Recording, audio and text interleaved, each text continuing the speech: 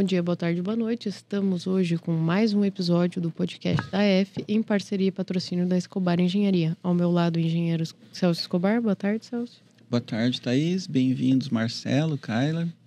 E a nossa convidada de hoje é a diretora-geral do Instituto Federal Campus Foz do Iguaçu, Kyla Garmos. Boa tarde, Kyla. Boa tarde, querida. Boa tarde, Celso. Boa tarde, Marcelo. E hoje também o nosso coordenador do curso de edificações do IFPR Campus Foz do Iguaçu. Boa tarde. Boa tarde, obrigado pelo convite. Bom, a gente sempre começa perguntando a história dos nossos convidados, né? Então, como que você chegou até Foz, toda a sua história aí no campus, sua experiência? Então, Thaís, eu sou engenheira agrícola. E aí, quando eu me formei, pasme, eu não me imaginava professora, jamais. Aí, a maior parte dos meus colegas saíram para fazer mestrado, doutorado, e eu fui trabalhar numa fazenda. Eu fui para Bahia, interior da Bahia, plantar café e mamão. E aí, por circunstâncias da vida, eu tive que voltar para Cascavel.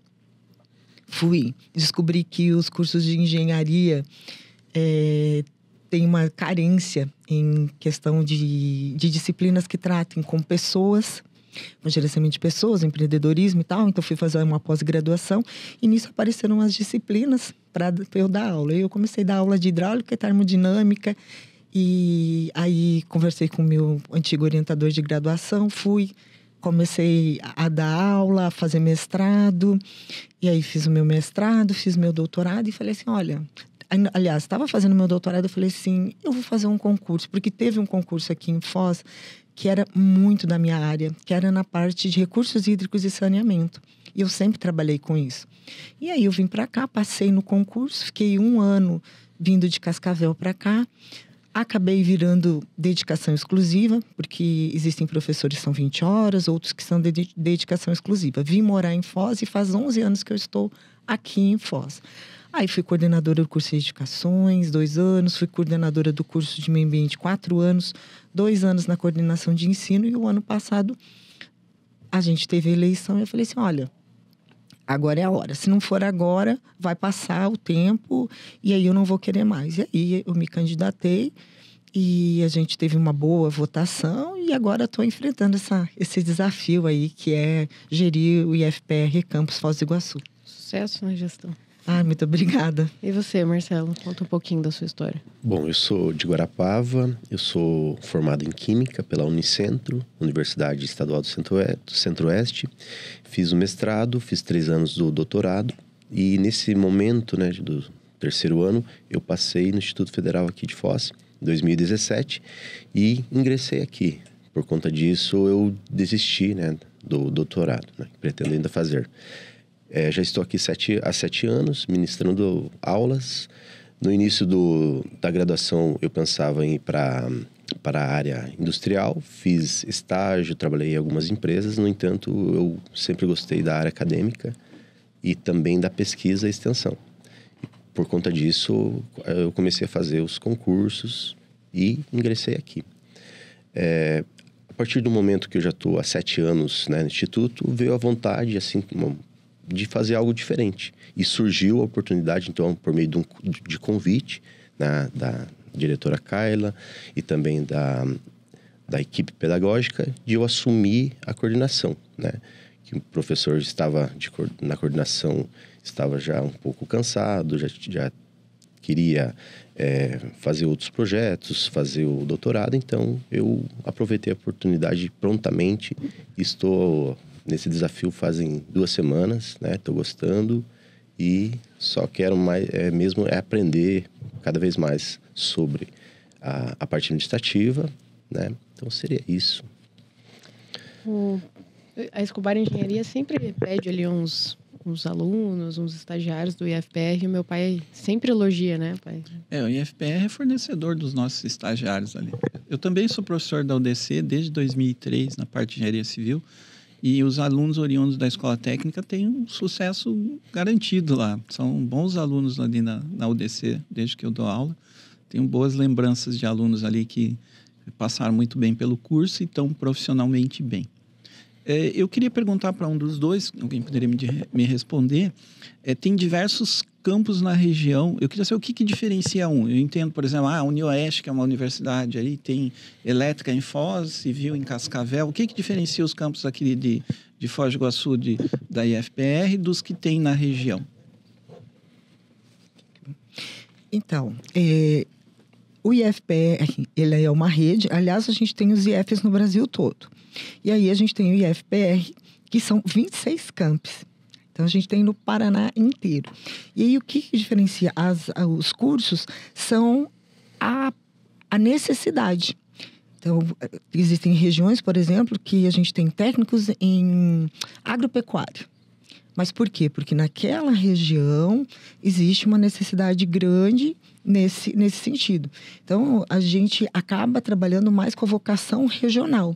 Então, por isso que existem alguns campos que têm cursos dos mais diferentes possíveis. Entendo. Estendo a pergunta. Não faz muito tempo que a Thaís participou, o Marcelo foi lá, aquela firmeza gigantesca lá em Assis Chateaubriand. Não faz muito tempo o diretor me ligou e falou: você não consegue, é preciso de 17 engenheiro ou técnico eletromecânico. E ele disse que ele estava catando a laços do Senai, do SESI, não sei de onde, uma oferta grande. Isso tem alguma coisa direcionada para a área aqui na região?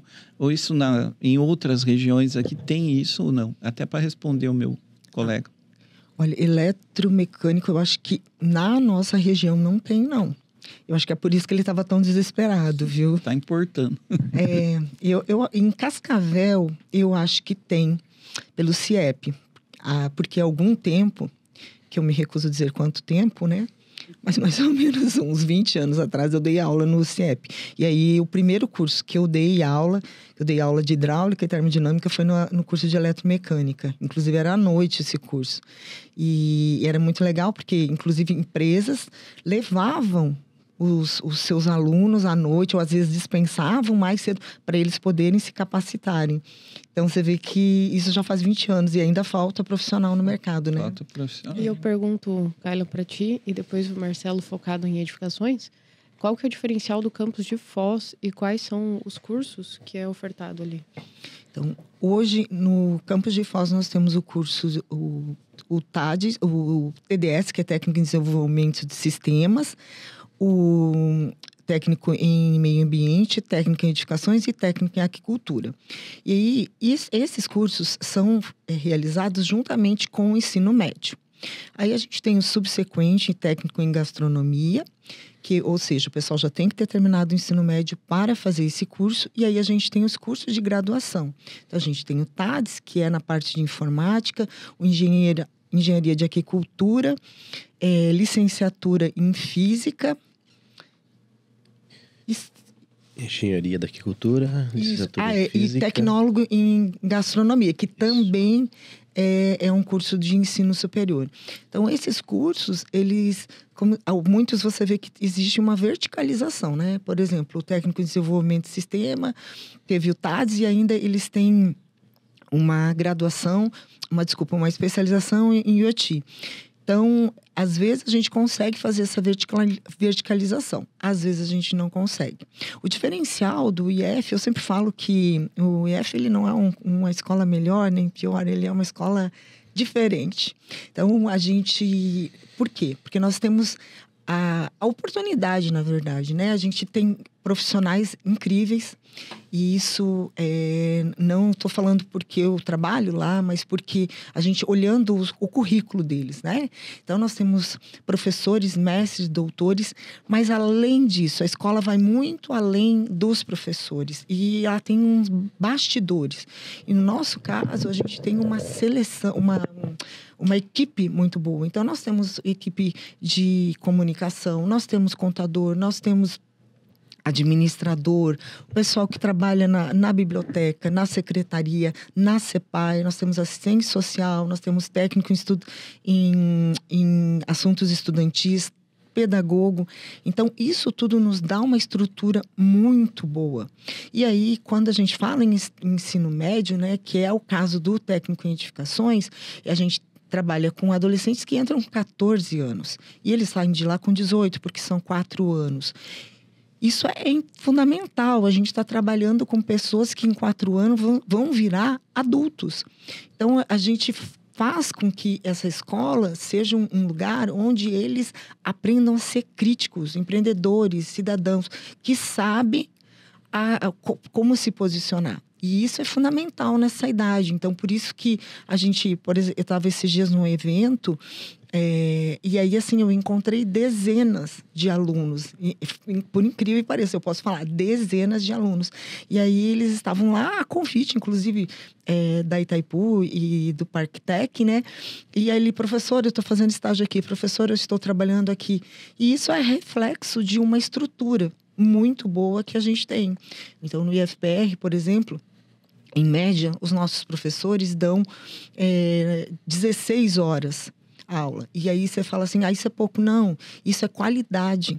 Então, às vezes, o pessoal faz algumas comparações dos nossos profissionais, mas a gente, de certa forma, a gente tem uma qualidade. A gente tem algumas coisas que fazem com que a gente possa desenvolver nosso trabalho da melhor forma possível. Então, esse é o diferencial. Outra coisa que a gente acha, que eu acho fundamental, hoje a gente tem alguns alunos que têm, e está crescendo cada vez mais, alunos que têm autismo, alunos com TDAH, alunos com déficit de atenção.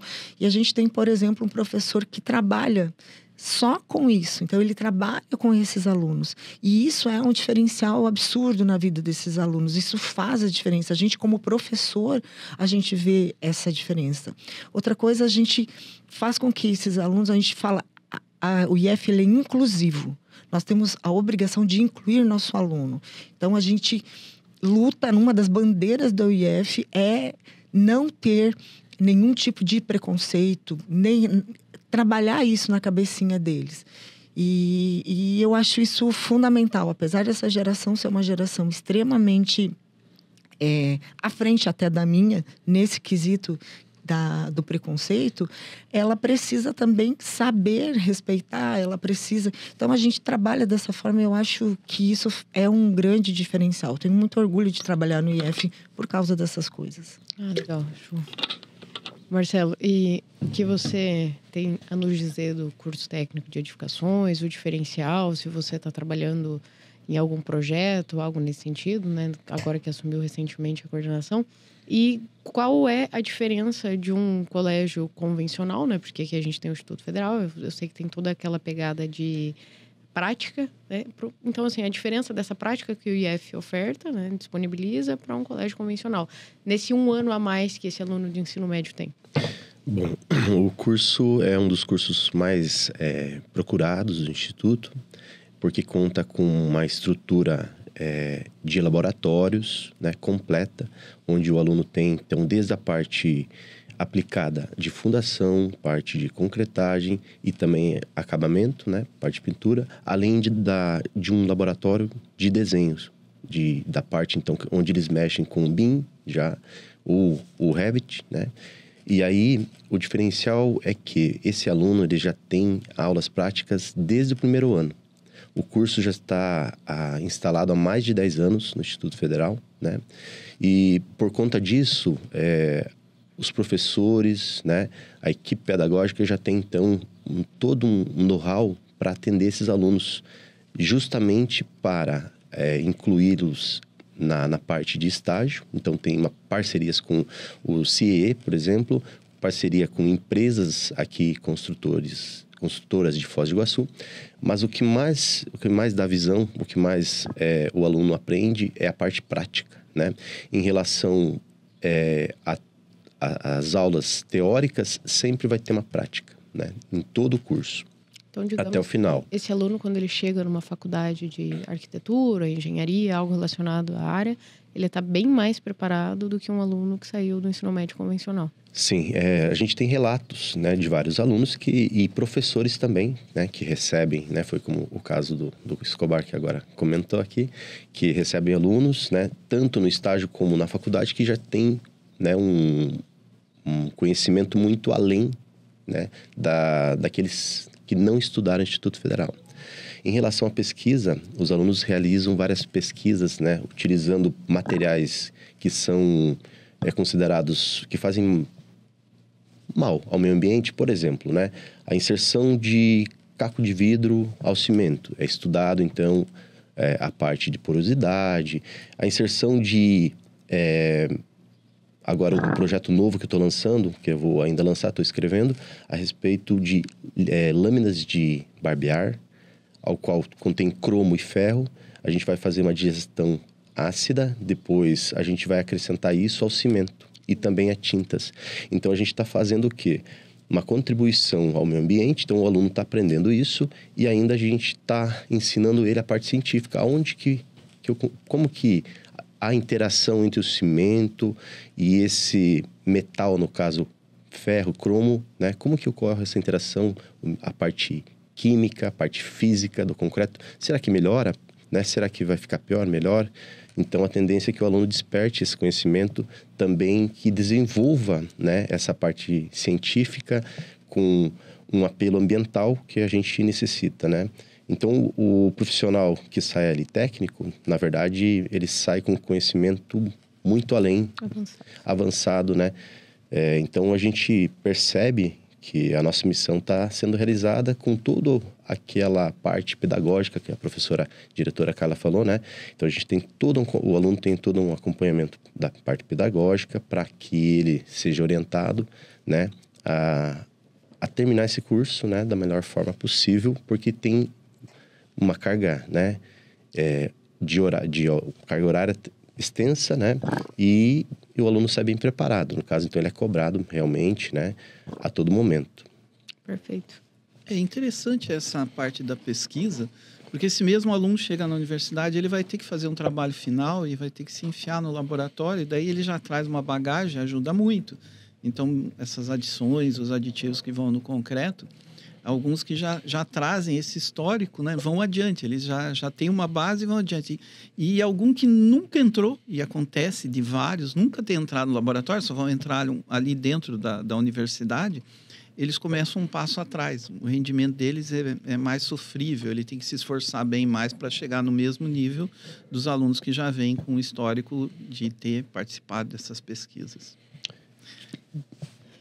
O curso técnico em edificações, ele dá competência para esse profissional a construir edificações até 80 metros quadrados. E aí eles têm que terminar sabendo fazer toda a parte arquitetônica, a parte elétrica, a parte hidráulica. Então, isso é o básico deles. Eles têm que saber sair fazendo isso. Então, isso é muito bacana. Outra coisa, eles também têm uma disciplina chamada gerenciamento ambiental. E aí, nesse caso, eles acabam descobrindo, vocês vão me desculpar, né, me perdoar, eu sou da parte meio ambiente, mas que as edificações são um grande problema ambiental por conta da geração de resíduos. E aí eu falo para eles que a grande culpa é a falta do técnico em edificações, porque quando você produz muito resíduo, você está perdendo material, né? E se você está perdendo material, você está perdendo dinheiro. Então, alguém não executou a obra direito. Então, se tivesse um técnico em edificações, aí eu brinco com eles, né? Eu dava essa disciplina. Se tivesse um técnico em edificações, talvez não se perdesse tanto, né? E eles saem com essa visão de fazer orçamento, de controle, de evitar perdas com material de construção. Então, eles saem com uma visão muito legal. Outra coisa é que eles têm que fazer um estágio obrigatório, se não me engano, são 200 horas, né, professor? Isso, 200 horas no último ano, né? Isso. Então... E aí, além deles fazerem esse estágio, eles têm que escrever esse estágio. Então, eles têm que dizer... TCC? Um TCC. E aí, eles escrevem tudo que eles viram. Então, porque são diversas áreas. E aí, eles vão para as áreas, assim, que eles mais gostam, né? E aí, eles escrevem tudo e eles defendem em banca. Então, eles passam por todo esse processo. E aí, eles chegam realmente na graduação. Porque, assim, a gente tem que entender que quando a gente forma um técnico, nós não estamos formando obrigatoriamente para que ele venha a ser um engenheiro. Nós estamos formando um técnico para que ele tenha uma entrada no mercado de trabalho. Existem alguns que continuam assim e estão muito bem, obrigado. Existem outros que acabam indo além, né, professor? E acabam fazendo graduação, mestrado, doutorado. Mas a gente quer, sim, formar profissionais. A nossa obrigação quanto à IF é formar um profissional que possa ir para o mercado de trabalho com essa formação e que ele possa ter a sua vida, trabalhar nisso e poder sustentar e viver bem com essa profissão. Ótimo. Nós temos até um exemplo, né, professora? Nós temos uma colega chamada Melissa, que ela fez, né, o curso técnico, depois ela fez engenharia, ela fez o concurso, ingressou no Instituto Federal e agora ela fez mestrado e vai ingressar no doutorado. Por coincidência, Né? é da minha turma, do mestrado. Ingressou no doutorado. Ingressou já no doutorado, é isso mesmo. É da minha turma, né? né? Então, é um exemplo que a gente tem, né, de uma pessoa só, né? Mas são várias, né? A Itaipu absorve esses nossos alunos, né? Escobar Engenharia também, as empresas Tem de um engenharia, caso lá, né? acho que era Marcelo também, formou em arquitetura, daí foi meu colega, professor na UDC, está com doutorado em Portugal, veio lá. Veio de lá, do Instituto. Essa colega, eu fui professora dela. Então, assim, para nós, como professora, assim, é emocionante. Inclusive, ela está dando aula na graduação. Então, a gente fica muito feliz, assim. A nossa realização, eu sempre falo que a realização de um professor é encontrar um aluno e ver que ele está bem, que ele cresceu profissionalmente. Isso, para nós, assim, não tem preço. Né? Porque rico nós não vamos ficar mesmo, né, Marcelo? Não. Então, essa é a nossa realização. Eu vou fazer uma pergunta aqui com relação ao que a gente está passando por uma época de transformação.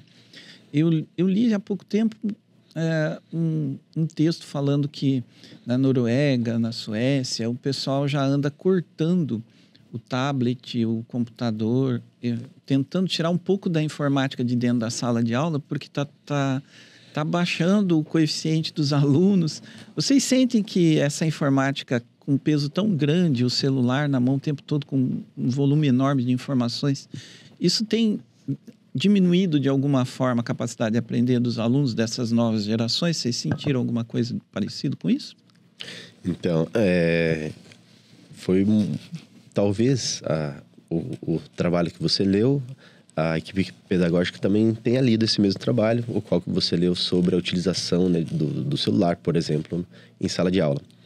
E a partir do ano passado, desse ano, os alunos, então, quando estão dentro da sala de aula, na aula, eles não ficam mais com o celular. O celular, então, é retido, né? E após o término da aula, eles, né, recebem de novo o celular, ou no intervalo, por exemplo, né? Ou quando há né, algo atípico que aconteça, que queira falar com a família, né, no caso de saúde. E com isso a gente observa realmente que há uma maior interação do professor-aluno, uma maior participação, maior atenção mudou muito, né? Porque a gente sabe que o celular realmente ele veio para nos ajudar, mas em excesso, principalmente na sala de aula, ele acaba sendo um recurso que não é desejável. Então, quando é aplicado como recurso, né, de pesquisa ou a partir de um aplicativo, aí vale a pena. Mas para utilização, né, a todo momento, como, né, é um atrativo. Hoje em dia, então, como a informação está muito rápida por meio do aplicativo, não é interessante para o aluno, né, ouvir uma aula toda de 50 minutos ou mais. Então, se ele está com o celular, ele vai procurar ficar no celular, né, mesmo que escondido. E aí, com essa atitude e por meio desse estudo, né, foi aplicado, então, ali pela equipe pedagógica, a professora André, junto com a Kayla, né, então, esse novo professor não projeto. Vai ter que ficar disputando atenção no celular. Né? Não, e a gente... é mais fácil, né? Caso é mais fácil porque a gente está falando ali de ensino médio, curso técnico. Já não se pode aplicar isso na graduação, por exemplo. Não se faz isso. Na verdade, a gente colocou, são escaninhos, né? Onde eles chegam e colocam o celular deles. E isso foi decidido numa reunião onde tinham 70 professores. E não teve um único professor que votou contra. E aí eu sempre explico para os alunos, porque a gente até foi super criticado. Teve um influencer assim que falou assim, nossa, seria muito mais fácil, não era muito mais fácil pedir para o aluno guardar o celular na bolsa?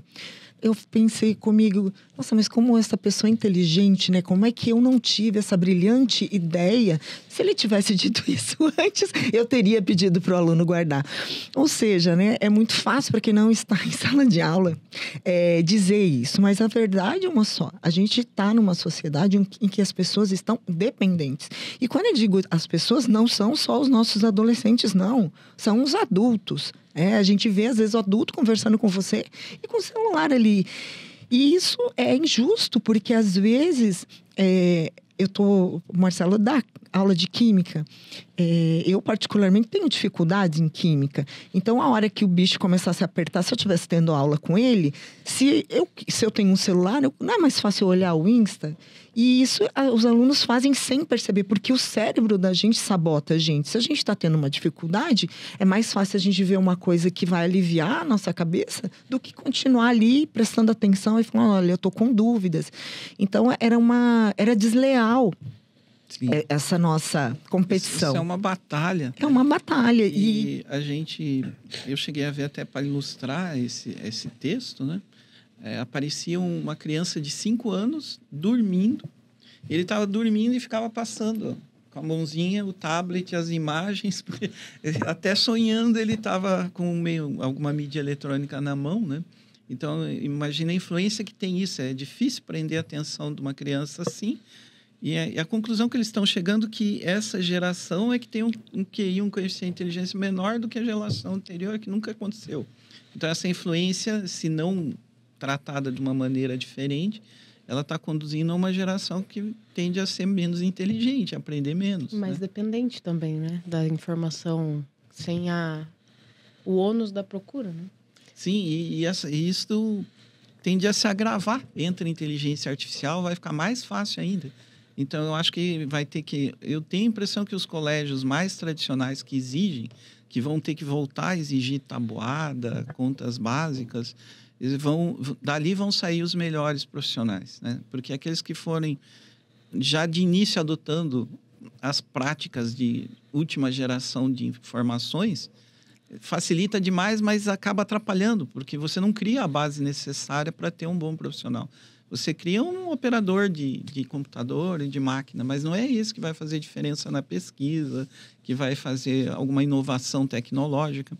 Então, eu tenho a impressão que a escola tradicional vai ter que ser voltada de novo até uma certa idade, e algumas coisas que eram aplicadas lá atrás vão ter que retornar, né? Não dá para ir direto, como está acontecendo em algumas instituições. Mas sabe, Escobar, eu acho também que, nesse sentido, é uma provocação também aos professores melhorarem, ficarem mais criativos. Porque a gente vai ter que melhorar também. Essa geração é uma geração que tem as coisas visuais muito interessantes. Eles veem tudo em 3D, coisa que a gente não via antigamente. Então, nós, como professores, mostra pra gente que a gente também, eu digo que é desleal, porém, a gente precisa melhorar nossas aulas. A gente precisa fazer coisas mais interessantes, mais práticas, para que eles também tenham interesse. Porque se eu continuar, como diz o outro lá, só no cuspe-giz, ou seja, falando e giz, eles não vão se interessar. Essa geração mudou. Então, nós temos que mudar também. Essa geração também é uma geração muito criativa. Eles são criativos. E a gente tem que desenvolver isso neles também. Então, a gente tem que perceber, como profissional da educação, ora, eu trabalho com adolescentes, então, o que eles estão procurando? Porque eles também estão se beneficiando, mas eles também estão se prejudicando, mas eles também estão tendo uma visão muito diferente da minha e da sua, quando a gente era adolescente. E ou a gente cresce junto com eles, ou a gente tenta se aprimorar, ou a gente vai ficar muito difícil para eles entender a nossa aula, e a nossa aula vai ficar chata. E aí é muito fácil a gente também cobrar deles, né? Ah, porque meu aluno... Não, o que você está fazendo para melhorar? Então, a gente também está fazendo esse dever de casa. Vamos lá, vamos melhorar nossas aulas. Se acompanhar essa geração também é um objetivo do Instituto Federal. Isso, né? É um desafio imenso, né? E a gente tenta fazer isso. Então, eles adoram aulas práticas. Por que eles adoram? Então, eles são provocados a sair. Quando eles estão fazendo uma aula prática, eles não ficam no celular. Por quê? Quando eles estão na tua aula lá, né? Que você está lá dando aula no laboratório de química, eles ficam, não fica até porque você não deixa. Não deixa, né? Mas também, mesmo que deixa, não ficam, entendeu? Então, a gente também tem que melhorar nossa qualidade de aula, porque eles estão em outro mundo. E, Kayla, como faz hoje para um aluno ser aluno do Instituto Federal, né? Ingressar ali? Então, até o ano passado nós tínhamos processo seletivo, onde eles faziam prova, mesmo do ensino médio técnico, né? Eles faziam. A partir desse ano, tá para sair a data, eles vão se inscrever e aí vai ter para o ensino médio técnico, vão ser realizados análise de currículo. E para a graduação vai ser utilizado as notas dos últimos 10 anos do Enem. Então, mudou esse processo, mas a gente vai divulgar direitinho e tal, porque é uma mudança. Então, por exemplo, na época que a gente teve a pandemia, como não podia ter aglomeração, foram feitos sorteios das vagas, né? Mas agora não. Agora serão feitos... A pessoa faz a inscrição, aí vai ter uma época, o pessoal vai fazer uma análise do currículo desse aluno, das últimas notas, e aí para entrar no ensino médio. Ele tem que escolher o curso, então ele não pode escolher 2, 3 cursos. Ele vai ter que escolher, eu quero lá desenvolvimento de sistemas, eu quero lá meio ambiente, eu quero edificações, eu quero técnico em aquicultura. E aí ele se inscreve para esse curso. Então, essa análise de currículo seria das últimas notas isso, do 7º e 8º ano. Entendi. E me parece que, porque como é um processo que está sendo construído, né? Me parece que são das disciplinas de português e matemática. Então, desde o ingresso no instituto, o aluno já é selecionado entre os melhores, né? Mas ele também, o Instituto, como eu te falei, ele tem a questão inclusiva. Então, nós temos a questão das cotas. Tem cota.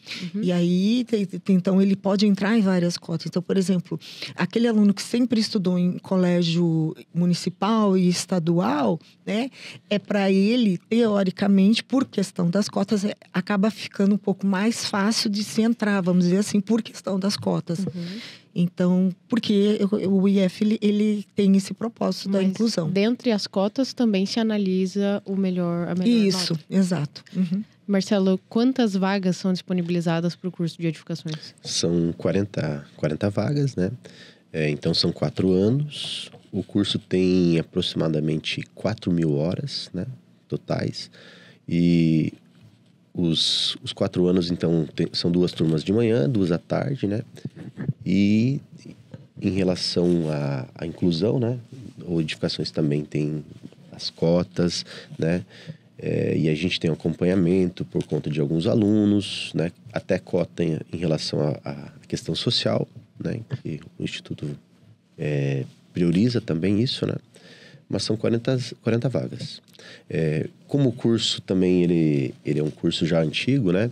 E ele está com uma parte, assim, física muito consolidada. A parte de docentes também. Pensou-se também, algum tempo atrás, a verticalizar o curso, né? No entanto, a gente tem que ainda fazer mais estudos, né, de viabilidade, né, com a população e os professores, mas talvez aí, para os próximos anos, seja também ofertado a graduação, né? Ótimo. Eu vi você comentando, né, e até já sei disso por causa dos estagiários, né, que o pessoal tem o contato com o BIM, com o Revit, que são ferramentas que a gente usa no dia a dia e que são as mais modernas que a gente tem para projeto. E está entrando inteligência artificial aqui e com uma informação de que vai afetar grande parte das profissões, algumas vão ser extintas também. Tem algum olhar para isso já? Você já está, como técnico em edificações, olhando alguma coisa nesse sentido? Você acredita que vai acontecer dessa forma com essa geração que está ali no IFPR? Ou, por enquanto, ainda isso vai demorar? Eu tenho 2 posições de profissionais. Alguns acham ainda, não, isso aqui vai demorar 20 anos, não está afetando, não vai extinguir nada, eu acho que tem mercado. Eu acho que o engenheiro de obra ainda vai ficar ali no campo um bom tempo, que não dá para substituir, mas o de projeto vai afetar bastante. E fico surpreso com alguns profissionais da área de informática dizendo que vai ser muito rápido. Qual que é a tua opinião sobre isso, Marcelo? Eu acredito que realmente a inteligência artificial ela veio para ajudar, mas, no entanto, ela também atrapalha. Tanto atrapalha, assim, com os nossos discentes, que às vezes procuram, né, meio de pesquisa fazendo pesquisa ali. Em relação a isso, a parte laboral, né? Quando o nosso profissional vai a campo, eu creio que, como edificações, ainda a parte técnica ainda necessite, né, de uma parte mais de contato humano, eu creio que ainda não vai afetar. Agora, em relação a fazer um projeto, né? O projeto, então, vai auxiliar e talvez nesse sentido o profissional, então, que faz só o projeto vai ter que, né, se atualizar cada vez mais, né? Em relação também à parte, né, de pesquisa, né? Essa parte de pesquisa, então, a gente tenta sempre fazer com que o aluno não utilize, né? E você percebe isso, o pessoal pegar o trabalho pronto lá? Sim, muitas vezes. Então, tem a parte escrita é muito... A gente nota muito como a inteligência artificial, ela é procurada. Ela é procurada, né? Então, a gente consegue ver também, por meio do trabalho, você consegue jogar esse trabalho lá na inteligência artificial e ele vai dizer para você se foi feito ali ou não. Então, também tem esse ponto que a gente vê. Mas como que a gente vê melhor? A gente faz o aluno explicar o trabalho, né? Então, se ele sabe o que ele fez, com certeza, né, ele mesmo estudou, ele escreveu, né? Então, a gente orienta para que não faça. Mas é difícil, né? Muitas vezes eles fogem. Como a inteligência artificial, no caso de pesquisa ou escrita, ela pode ser utilizada para aperfeiçoar para ajudar saiu de você. A sua ideia, né? A sua ideia, o que você criou. Aí eu concordo plenamente. Não do zero, né? É aquele talento final, né? Uma correção, uma ortografia. Agora... veja as dificuldades para os professores aí, né? Se você tiver uma turma muito grande, a coisa começa a demandar tempo. Né? Mas, Escobar, a gente acaba dando aula para esses alunos no mínimo 1 ano. E aí a gente conhece eles. A gente conhece até os vícios vocábulos deles. E a gente sabe quais são as palavras que eles falam. Então, eu estava, por exemplo, o ano passado, esse ano eu não estou mais orientando, mas o ano passado eu estava orientando. E aí eu estava lendo o trabalho do meu aluno e tinha umas palavras assim, muito rebuscadas e tal. Aí eu falei para ele, olha, você escreveu até aqui. Daqui aqui não foi você, e daqui aqui foi você. Aqui foi o Maurício, porque foi um outro aluno, porque eles estavam fazendo em dupla. Ou seja, eu sabia onde um aluno tinha escrito, onde era o outro, mas porque eu sou muito inteligente? Não, é porque eu os conhecia. Eu converso com eles, eu sei até onde vai o vocabulário deles, entende? Então, para nós, assim, não é que a gente nunca viu aquele aluno e a gente leu esse trabalho do nada, a gente conviveu com esse aluno. Então, a gente também, assim, a gente parece, eles acham que a gente é bobinho, mas a gente também não é, sabe? Então, a gente viu eles crescer. A verdade é essa. Teve aluno ali que eu dei aula no primeiro, segundo, terceiro e quarto, eu conheço eles. Então, quando eles me apresentam alguma coisa, eu digo, amigão... Esse Frankenstein aqui não... Não. Esse filho não é teu, amigão. Uma outra coisa que dá pra fazer também, que eu faço, né? Por exemplo, nas aulas práticas, eu faço já o aluno fazer uma descrição da prática. Então, o que você fez da sua prática? Qual é a conclusão? Então, não tem como, né, você copiar. Mas absorver alguma coisa. Mas não tá do jeito que eu queria, mas ele vai evoluindo aos poucos, né? Ele vai, né, aos poucos vai escrevendo, adquirindo conhecimento. Menores, né, de 30, 40 alunos que vieram do primeiro, segundo ano, dá para ter um bom acompanhamento, já conhece do jeito que a Carla falou. Sim. Eu vi lá da Federal que era 200 alunos de engenharia civil. E você chegava na sala de gás para fazer prova e vinha 3, 4 professores conferir identidade para ver se era você que estava fazendo a prova. Nossa. Era mais difícil, né? Porque lá tinha isso de pagarem para o aluno de cima para vir fazer prova. A inteligência artificial era o colega. Era o cara do lado. Era artificial mesmo, né? Mas... Tem coisas que estão mudando muito rapidamente aqui, né? E a gente tem que se adaptar. Mas... Aí cabe o que eu te disse no começo, que a gente está criando um cidadão também. Então, a gente conversa muito sobre ética com esses alunos. A gente faz várias palestras nos mais diversos tipos de situações. E uma delas, a gente também trabalha com isso. Olha, aquele que trapaceia no pouco vai trapacear no muito. Então, é isso que você quer. Então, a gente pega eles numa fase muito legal da vida, que é dos 14 aos 18 anos, e a gente tenta mostrar para eles um caminho, né, que seja o mais brando, mais tranquilo, que vai fazer com que eles sejam cidadão mesmo. Então... eu acredito, assim, que grande parte acaba indo por esse caminho. Uma construção moral profissional antes do mercado do trabalho. Exato. É importante. É muito importante. Então, olha, fez um trabalho, fez com um colega, eu vejo que 2 fizeram, 1 não fez, eu chamo aquele e digo, viu, você acha justo? Então, assim, a gente tenta... trazer isso para eles, porque eles são crianças ainda. Quando eles entram, eles estão com 14 anos, né? Não que com 18 já vão ser adultos, porque os novos adultos são depois dos 30, né? Ou nessa geração. Mas, assim, trazer isso para eles, e eles absorvem muito bem. É uma fase da vida muito boa de trabalhar com eles. Porque eles são muito sinceros. Eles, se você mostrar para eles que isso é legal, que isso é ético e tal, ninguém quer ser ruim. A maioria acaba aprendendo. Mais alguma colocação? Esse padrão de aluno que tem essa consciência acaba utilizando essas coisas modernas como ferramentas de trabalho, e vem somar. Uhum. E alguns, infelizmente, usam para trapacear durante o curso e depois vão continuar tentando, mas não tem vida curta, né? Eu passei por alguns que até se deram bem, mas como... não especificamente como ou projetista ou engenheiro profissional, alguns que viraram pessoas que fazem a parte comercial, a venda, mas realmente quando você pega para fazer o projeto ou alguma coisa, daí tinha que pedir ajuda para alguém daí. Mas se a pessoa tiver essa consciência desde o início, vai ser um grande profissional. E aqueles que passam meio empurrado, que sempre tem algum lá que vai, né? E a gente esbarra em alguns desses, vão usar essas ferramentas de maneira diferente. Eu sempre falo para eles o seguinte: você pode me sabotar, pode achar que você está me sabotando, mas você está sabotando a sua vida profissional.